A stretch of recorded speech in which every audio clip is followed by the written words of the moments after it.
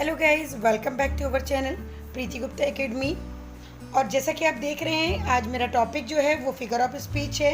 इसको हिंदी में अलंकार कहते हैं। तो अलंकार क्या होता है? अलंकार वो होता है जिससे हम अपने शब्दों को, अपने वाक्यों को बहुत ही ज़्यादा ब्यूटीफुल, इफ़ेक्टिव और इम्प्रेसिव बना देते हैं। यानी कुछ ऐसे वर्ड यूज़ करते हैं जिससे हमारे सेंटेंसेस, हमारे बोले हुए शब्द, हमारे बोले हुए वाक्य बहुत ही इम्प्रेसिव हो जाते हैं।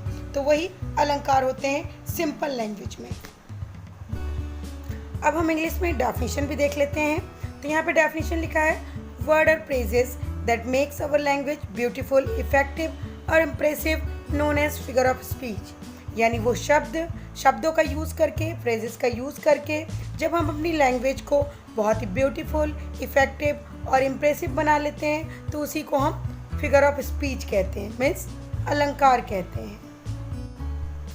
स्टूडेंट्स, वैसे तो बहुत सारे फिगर ऑफ स्पीच हैं, बट जो आज मैं डिस्कस करने वाली हूँ वो मैं करूँगी सिमली और मेटाफर को। सिमली और मेटाफर चूँकि दोनों लगभग एक जैसे हैं, थोड़े से डिफरेंसेस हैं, उसी को हम फाइंड आउट करेंगे आज और एग्जाम्पल के थ्रू समझ भी पाएंगे। तो अगर सिमली को देखें तो सिमली को हिंदी में उपमा अलंकार कहते हैं। यहाँ पर डेफिनेशन लिखा हुआ है, comparison is made between two objects at least one common thing. यानी जब दो ऑब्जेक्ट्स में कंपैरिजन किया जाता है और उस कंपैरिजन के बीच लगभग एक जो चीज़ होगी वो बिल्कुल कॉमन होगी, तो हम उसको सिमली कहते हैं, यानी उपमा अलंकार कहते हैं। दो वस्तुओं के बीच का कंपैरिजन और कम से कम उसमें एक थिंग मिलती जुलती होनी चाहिए, यानी सामान्य होनी चाहिए, कॉमन होनी चाहिए।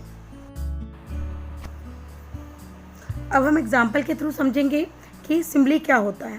सबसे पहले ये जान लीजिए कि सिंपली सेंटेंसेस में लाइक और एज का यूज़ ज़रूर होता है। यानी जो भी कंपैरिजन वाले सेंटेंसेस होंगे उसमें लाइक या एज का यूज़ करके ही हम कोई ना कोई कंपैरिजन करेंगे। जैसे he is as busy as a bee. अब यहाँ पे ही को कंपेयर किया गया बी से, यानी मधुमक्खी से, और बताया गया कि वो वैसा ही बिजी है जैसा कि मधुमक्खी होती है।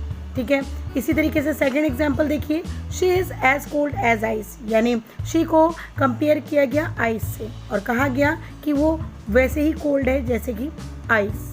अब नेक्स्ट देखेंगे तो अब नेक्स्ट में लाइक वर्ड को यूज़ करके कंपैरिजन किया गया है। सेंटेंस है, he moves like a snail. यानी स्नेल का कंपैरिजन ही से किया गया है और कहा गया है कि वो ऐसे चलता है जैसे स्नेल, यानी बहुत धीमा चलता है स्नेल भी और वो भी। तो यहाँ पे स्नेल का कंपैरिजन ही से किया गया और वर्ड कौन सा यूज़ किया गया? लाइक। यानी लाइक का यूज़ किया गया दो चीज़ों के कंपैरिजन के लिए, तो ये सिमली है। अब सेंटेंस है, it was soft like velvet. यानी वो इतना सॉफ्ट था जितना कि वेलवेट। तो इस तरीके से आपने देखा कि चारों सेंटेंस में, दो सेंटेंस में तो लाइक का यूज़ हुआ है और दो सेंटेंस में एज का। जैसा कि मैंने बताया कि जब भी सिमली सेंटेंसेस आएंगे, यानी जब सिमली से रिलेटेड जो भी सेंटेंस होगा उसमें कंपैरिजन लाइक और एज को यूज़ करके ही किया जाएगा।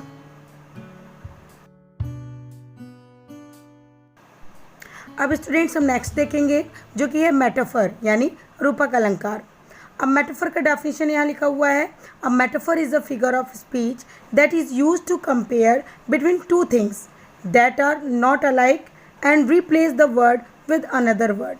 यानी कहने का मतलब है कि मेटाफर यानी रूपक अलंकार वो फिगर ऑफ स्पीच यानी वो अलंकार होता है जिसका हम यूज़ करते हैं कंपेयर करने के लिए दो वस्तुओं का। ठीक है, दोनों सेम नहीं होते बट एक वर्ड दूसरे वर्ड को रिप्लेस करता है। यानी यहाँ पे भी कंपैरिजन होता है, बट सिमली में क्या था? कंपैरिजन करने के लिए लाइक और एज का यूज़ था।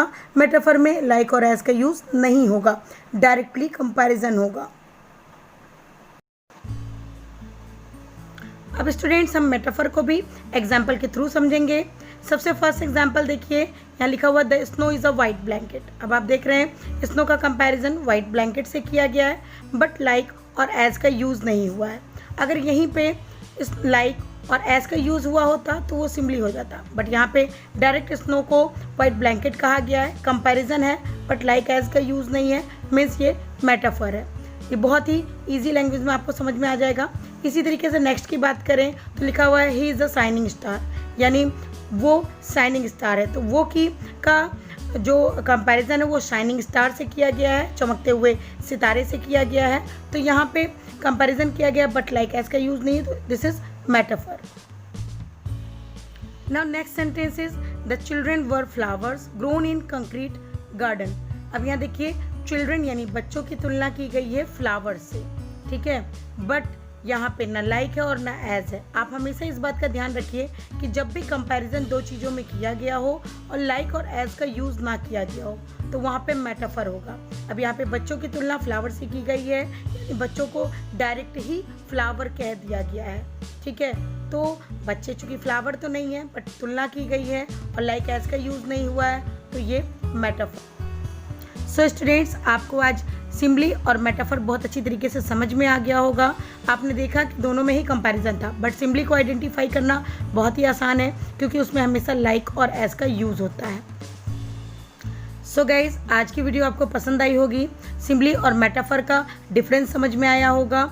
अगर समझ में आया है और वीडियो पसंद आई है तो लाइक शेयर कमेंट जरूर करें। न्यू व्यूवर हैं तो चैनल को सब्सक्राइब करें और बेल आइकन जरूर प्रेस करें जिससे नोटिफिकेशन आपके पास टाइमली पहुंचता रहे। Thank you, have a nice day.